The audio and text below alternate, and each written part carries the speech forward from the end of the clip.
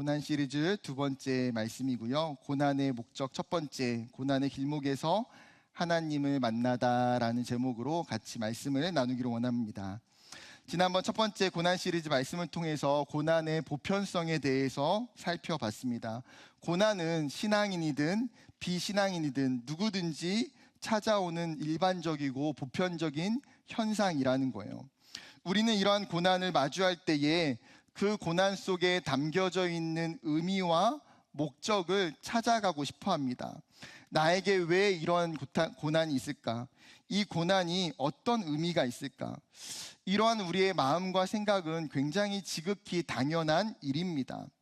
기독교의 신학 또한 고난은 분명한 의미와 목적이 있다고 강조하고 있어요.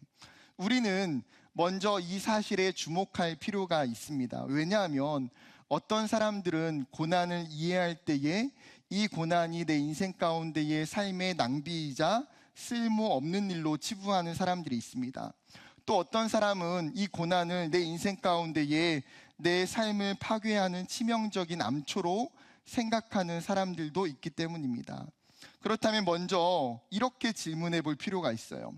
우리에게 찾아온 수많은 고난이 과연 우리의 인생을 무너뜨렸는가? 고난이 낳은 결과는 항상 부정적이었는가? 여러분의 생각은 어떠십니까? 분명 고난이 찾아오는 그 당시에는 말할 수 없는 하늘이 무너져 내리는 고통과 좌절이 있습니다. 심한 경우는 내 인생의 미래가 막혀버린 것 같은 인생의 사형선고를 경험하는 상황에 직면하기도 합니다. 그러나 성경이나 수많은 그리스도인들의 삶을 통해서 알게 되는 진리는 고난은 실패가 아니라는 거예요. 먼저는 본문의 배경과 상황을 이해할 필요가 있는데요. 바로 앞장에서 이스라엘은 애굽을 떠나서 출애굽의 여정을 시작했습니다. 하나님이 그들에게 가라고 말씀하신 땅은 어디였습니까? 가나안이었어요. 그 가나안 땅은 애굽에서 북동쪽에 위치해 있었습니다. 당연히 출애굽하면 어떤 방향으로 가야 됩니까? 북동쪽을 향해서 그들이 가야 되는 거예요. 그런데 본문 2절에 보게 되면 하나님께서 이스라엘을 이끌어 가시는 장소가 굉장히 독특했습니다. 자신들이 가야 되는 북동쪽이 아니라 오히려 다른 곳으로 가게 됐어요. 하나님은 그들에게 명령하시기를 2절에 돌이켜, 여기서 돌이켜라고 하는 단어는 그들이 현재 진행하고 있는 방향에서 완전히 새로운 방향으로 바꾸다라고 하는 단어입니다. 즉 구체적인 장소를 지목하고 계세요. 바다와 믹돌 사이에 비아히롯, 앞 곧 바엘스본 맞은편 바닷가라고 이야기합니다. 지금 이스라엘이 장막을 치고 있는 그 비아히롯은 홍해 앞이었어요. 여러분, 상식적으로 바닷가 앞에 장막을 치는 것이 맞는 행동일까요? 만약에 전쟁을 치러야 된다면 후퇴가 용이한 곳에 진지를 구축하는 것이 가장 베스트입니다. 그런데 이스라엘은 지금 바로의 군대가 쳐들어오면 후퇴가 불가능한 곳에 장막을 치고 있어요. 아니나 다를까, 바로가 이스라엘의 경로를 파악하고 있는 이 상황을 보고받고 나서 어떻게 이야기합니까? 그들이 지금 광야에 갇힌 바가 되었다. 완전히 밀폐된 곳에 갇혀버렸다는 거예요. 이 소식을 들은 바로의 마음이 변하기 시작합니다. 지금의 상황이 그에게는 찬스라고 생각하는 거예요. 안 그래도 바로와 신하들이 생각했던 것이 무엇입니까? 이스라엘 포로들을 내버려 둔 것이 너무나 아쉽고 아까웠던 찰나에 그들에게 너무나 공격하기 좋은 명분이 생긴 거예요. 이런 바로의 오만한 마음을 하나님이 붙드시고 완강하게 하셨어요. 사실 이 상황은 이스라엘이 함정에 빠진 것이 아니라 하나님께서 바로를 위해서 계획된 하나님의 함정임을 바로는 전혀 눈치채지 못하고 있다는 거예요. 그는 곧바로 군대를 소집해서 뒤따르게 했습니다. 7절 말씀입니다. 선발된 병거 600대와 애굽의 모든 병거를 동원하니 지휘관들이 다 거느렸더라. 여기서 선발된이라고 하는 단어의 원래의 뜻은 선택된 그리고 훈련된 이란 의미입니다. 말 그대로 이 병거 600대는 어떤 사람들이에요? 일종의 훈련이 잘 된 특수부대예요. 잘 훈련된 특수부대 600병거와 애굽의 모든 병거를 총동원해서 지금 이스라엘을 뒤쫓기 시작합니다. 이스라엘은 전혀 이 사실을 알아채지 못해요.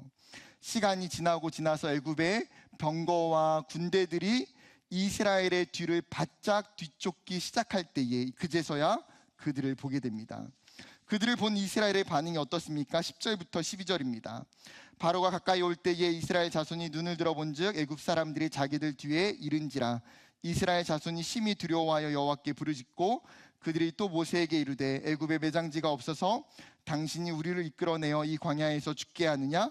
어찌하여 당신이 우리를 애굽에서 이끌어내어 우리에게 이같이 하느냐? 우리가 애굽에서 당신에게 이른 말이 이것이 아니냐? 이르기를 우리를 내버려 두라. 우리가 애굽 사람을 섬길 것이라 하지 아니하더냐? 애굽 사람을 섬기는 것이 광야에서 죽는 것보다 낫겠노라. 여러분, 우리는 지금 이스라엘의 반응 속에서 오늘 본문에서 주어지는 첫 번째의 메시지를 생각해 볼 수 있습니다. 그것은 무엇이냐면 고난 가운데에 하나님의 손을 놓지 말아야 한다는 거예요. 지금 이스라엘의 눈에 애굽 군대가 보였다는 것은 굉장히 근거리에 도달했음을 의미합니다. 이스라엘 백성들은요, 전혀 예상하지 못했어요. 왜 그렇습니까? 출애굽은 바로의 공식적인 허락으로 이루어진 일이기 때문이에요. 그런데 대규모의 병거와 군대가 자신들을 죽이기 위해서, 다시 잡아가기 위해서 오는 것을 보면서 그들은 순식간에 말할 수 없는 공포와 두려움에 사로잡히게 됩니다. 애굽의 군사력은 이스라엘을 압도하기에 충분했어요. 그리고 심지어 이스라엘은 지금 거대한 홍해가 가로막혀서 후퇴할 퇴로가 없는 상태였습니다. 애굽의 군대와 홍해라고 하는 이 고난 앞에 이스라엘이 부르짖기 시작해요. 여기서 부르짖는다라고 하는 원어의 차크라고 하는 단어는 날카로운 소리를 지르다, 크게 소리치다라고 하는 뜻입니다. 즉 우리가 어떤 재앙이나 말할 수 없는 고통을 당할 때에 우리의 말할 수 없는 심령의 본성에서 나오는 소리치는 부르짖음, 우리의 온몸에서 나타나는 절규와 몸부림의 소리가 차크, 부르짖다라고 하는 단어예요. 지금 그들은 여호와 하나님께 믿음을 가지고 기도하는 것이 아니에요.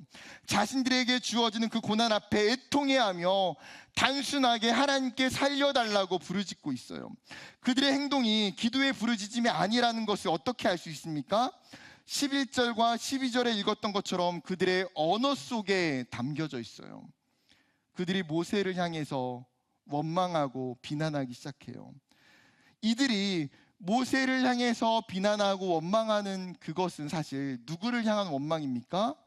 여호와 하나님을 향한 원망과 비난의 화살이에요.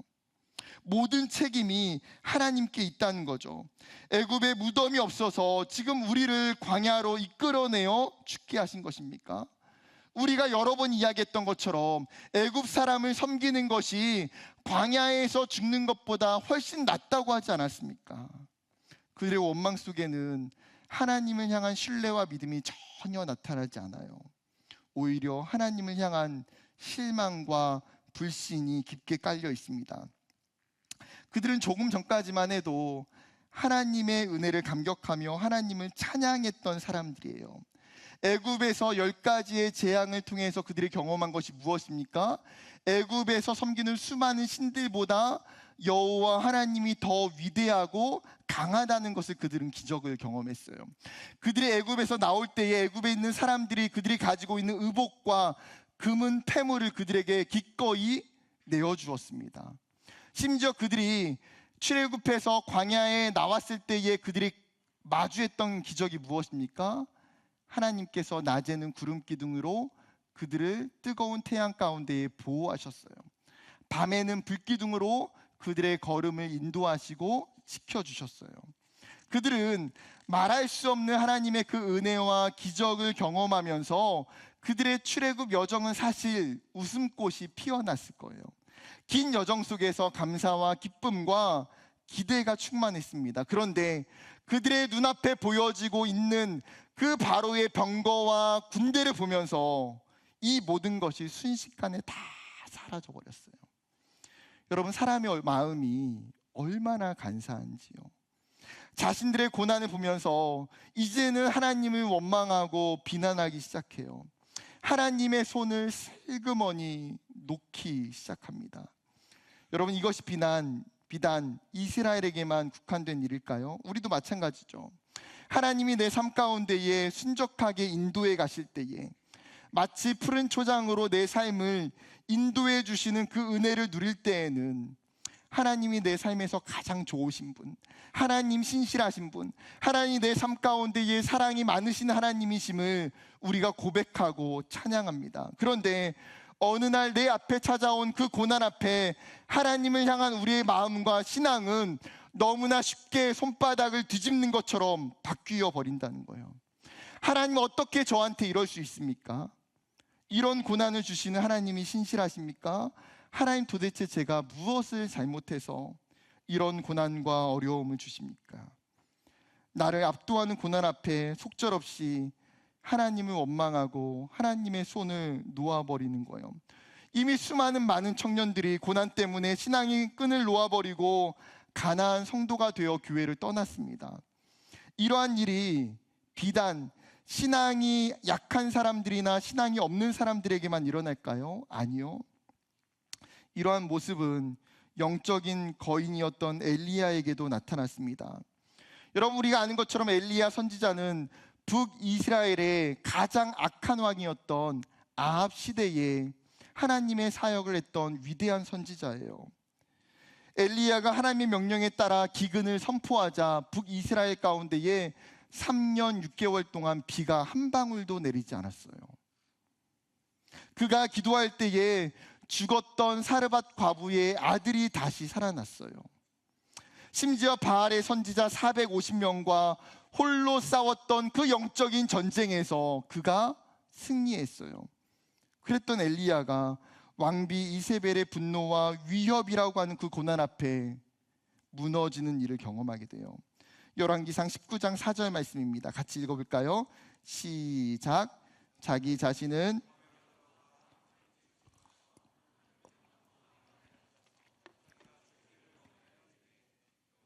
넉넉하오니 지금 내 생명을 거두시옵소서. 나는 내 조상들보다 낫지 못하니이다 하고, 지금 엘리야는 고난의 현실 앞에서 극심한 절망감에 빠져 있어요.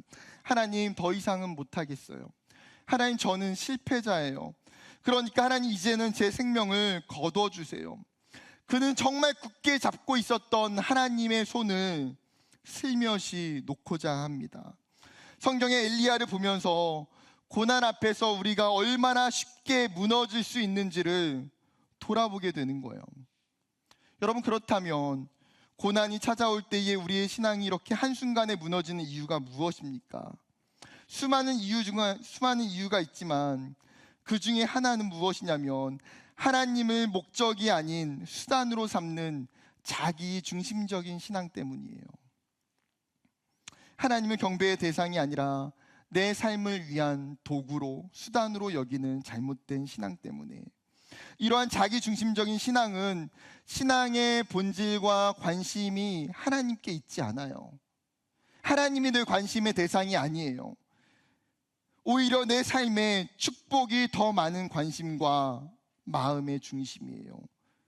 신앙의 목적이 나의 성공에 있고, 나의 부유함에 있고, 나의 평안함에 있고, 나의 건강과 나의 행복에 있어요.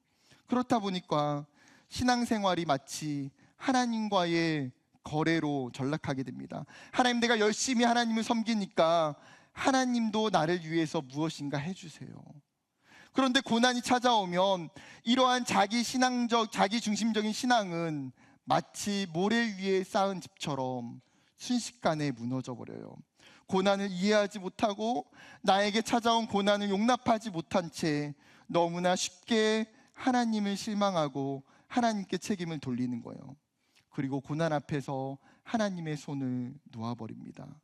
사랑하는 청년 여러분, 우리 안에도 순간순간마다 자기 중심적인 신앙이 있을 수 있어요.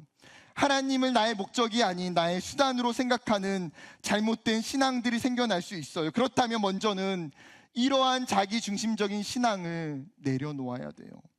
하나님은 결코 우리의 수단도 우리의 도구도 아니에요. 하나님은 우리의 삶의 목적이고 하나님은 우리의 온전한 경배의 대상입니다. 하나님이 우리의 목적이고 전부이기 때문에 고난이 올지라도 하나님의 손을 절대로 놓을 수가 없다는 거예요.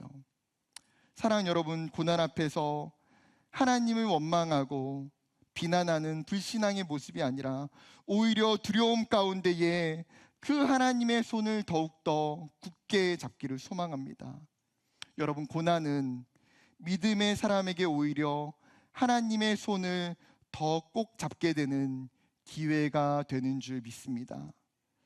두 번째 메시지는 고난 가운데 동행하시고 일하시는 하나님을 보아야 한다는 거예요.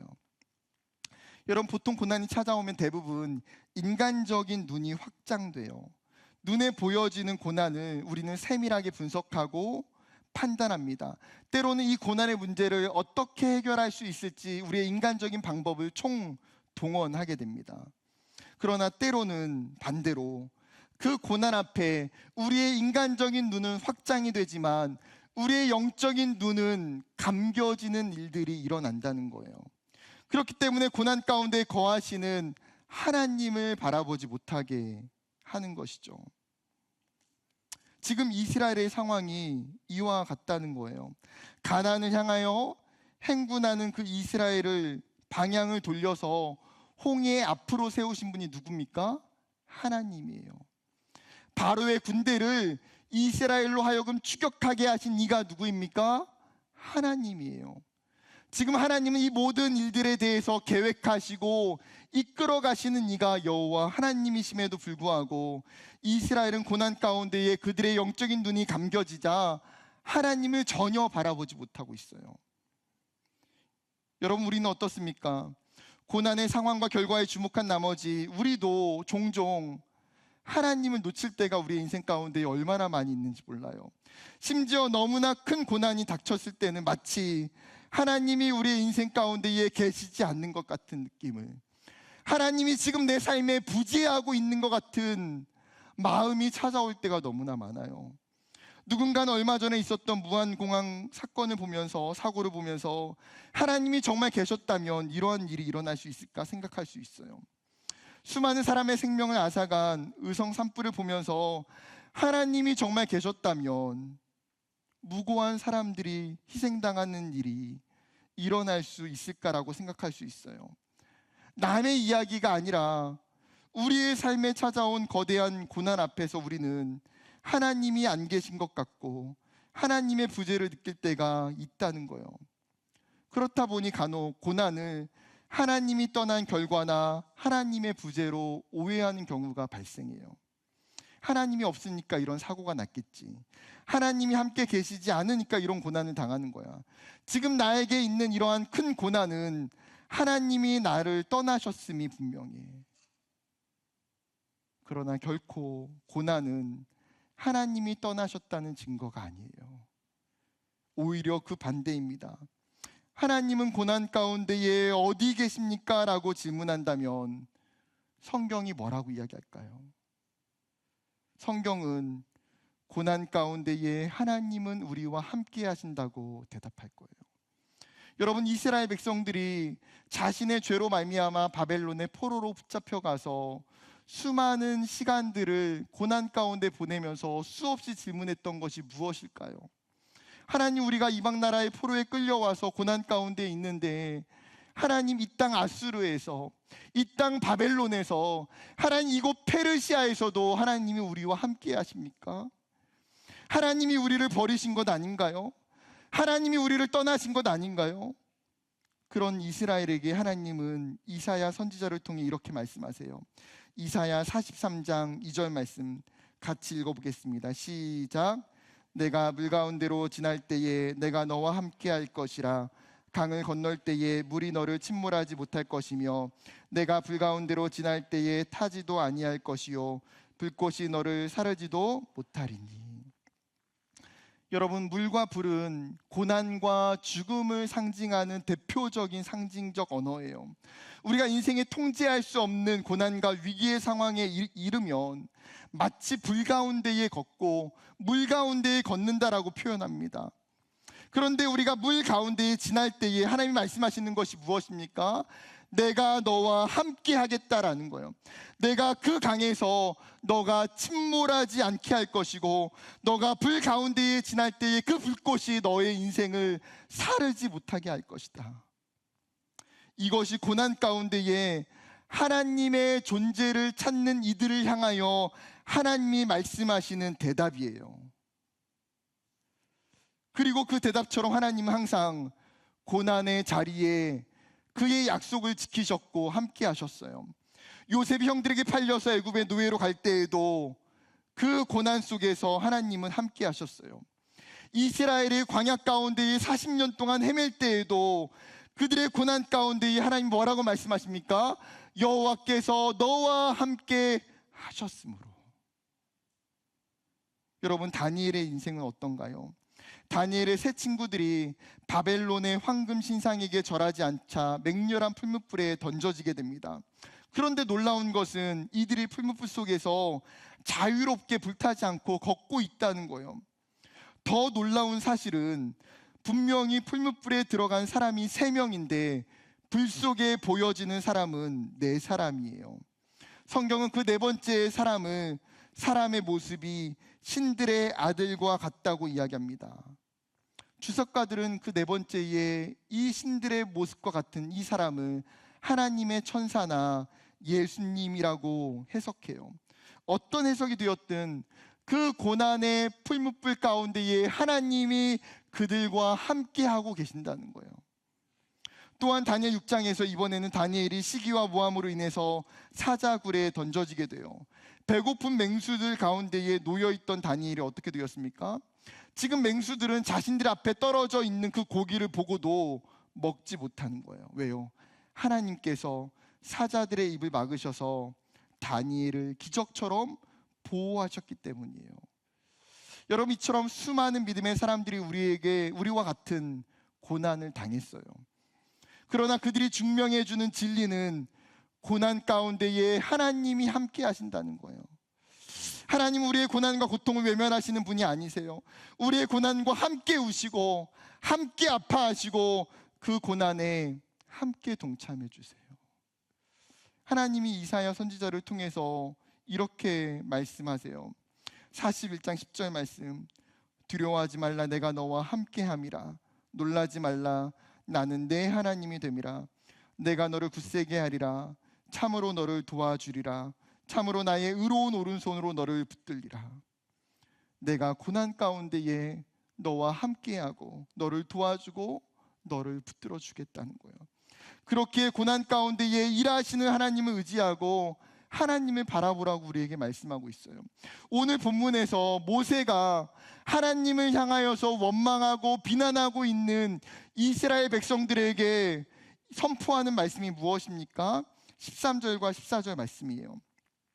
모세가 백성에게 이르되 너희는 두려워하지 말고 가만히 서서 여호와께서 오늘 너희를 위하여 행하시는 구원을 보라. 너희가 오늘 본 애굽 사람을 영원히 다시 보지 아니하리라.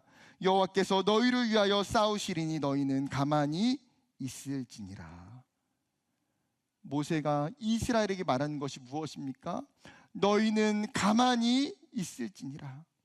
너희를 압도하는 그 고난의 문제와 이 상황 앞에 너희가 불평하지 말고 두려워하지 말고 가만히 서 있으라는 거예요. 왜요? 어차피 고난의 문제가 너희의 힘으로 해결할 수 없기 때문에. 그런데 이 고난 가운데에 너희가 봐야 되는 것은 무엇이냐면 너희를 위해서 싸우시는 이가 있다는 거예요. 이 고난의 문제를 해결하시는 그 하나님을 바라보라고 말합니다. 하나님께서 너희를 위해서 애굽의 군대와 어떻게 싸우시는지, 어떻게 이 고난의 문제를 해결하시는지 보라.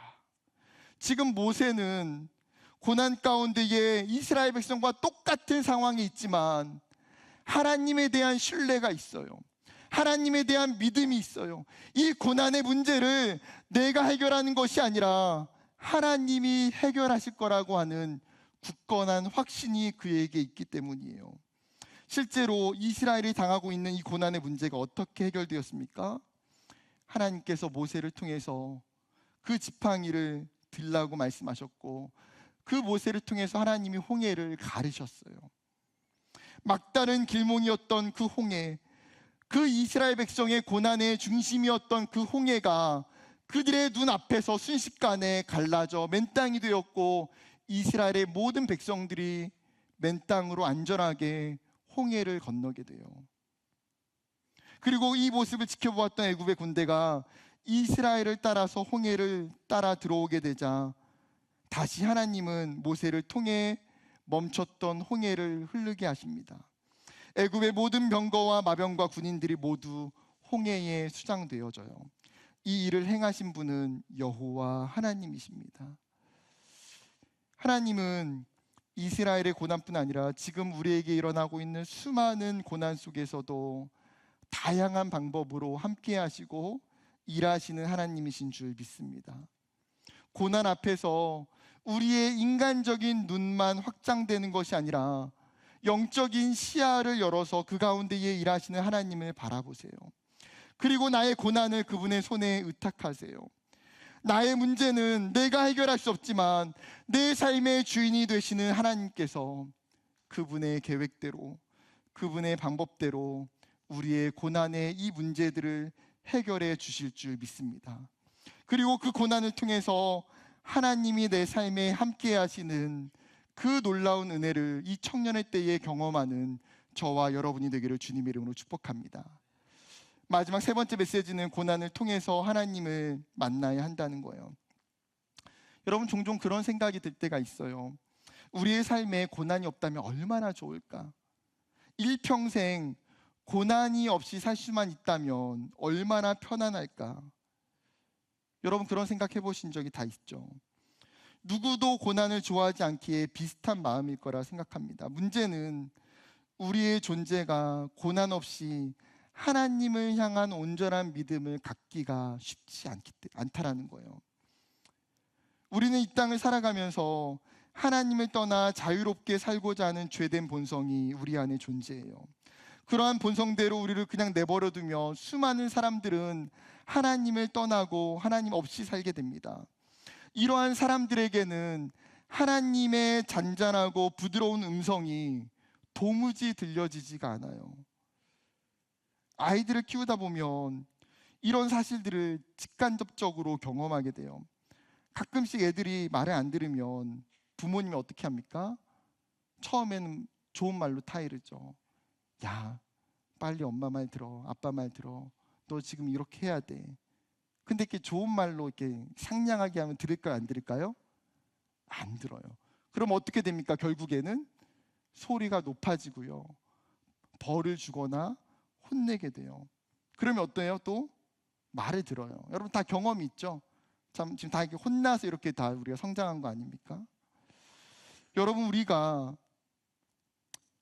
정말 죄 가운데에 살아가면서 우리의 죄에 돌이키지 않을 때에 하나님이 그 죄를 돌이키게 하시고 정말 깊은 영적인 잠에 빠져 있는 우리를 깨우시기 위해서 사용하시는 하나님의 방법이 고난이라는 거예요.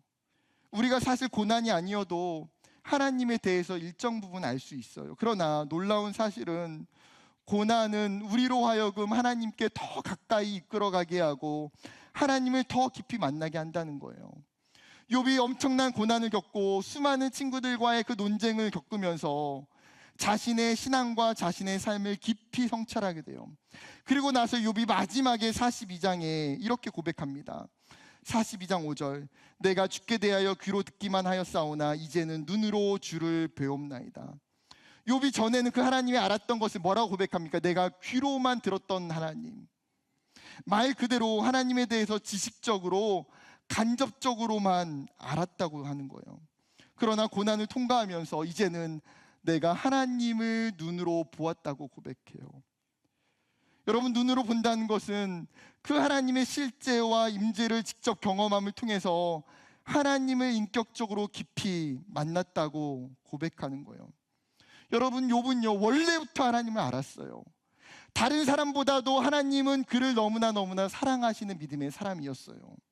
그런데 그는 고난을 통해서 하나님과 더 깊은 관계로, 새로운 관계로 전환되게 돼요. 살아계신 하나님을 자신의 삶에서 깊이 만나게 되는 것, 어쩌면 이것이 욥의 인생 가운데 주어지는 가장 큰 축복이에요. 사랑하는 청년 여러분, 우리의 삶에 예기치 못하는 고난을 마주할 때가 있습니다. 그 고난이 우리의 삶에 말할 수 없는 고통과 괴로움의 시간일 수도 있어요. 그러나 고난의 가장 궁극적인 목적이 있어요. 바로 하나님을 만나는 거예요. 하나님을 만나는 것. 고난 가운데에 내 삶에 동행하시고 내 삶을 이끌어 가시는 그 하나님을 만나는 것. 내 인생의 고난의 이 문제를 해결해 가시는 그 하나님을 만나는 것. 고난을 통한 그 하나님과의 만남이 우리의 평생의 가장 큰 축복이고, 그 하나님을 만나는 것이 우리의 평생의 영적인 신앙의 간증이자 신앙의 원동력이 되는 줄 믿습니다. 고난 가운데에 우리의 눈을 들어 하나님을 바라보며 잠잠히 그분 앞에 더 깊이 나아가는 저와 여러분 되기를 주님의 이름으로 축복합니다.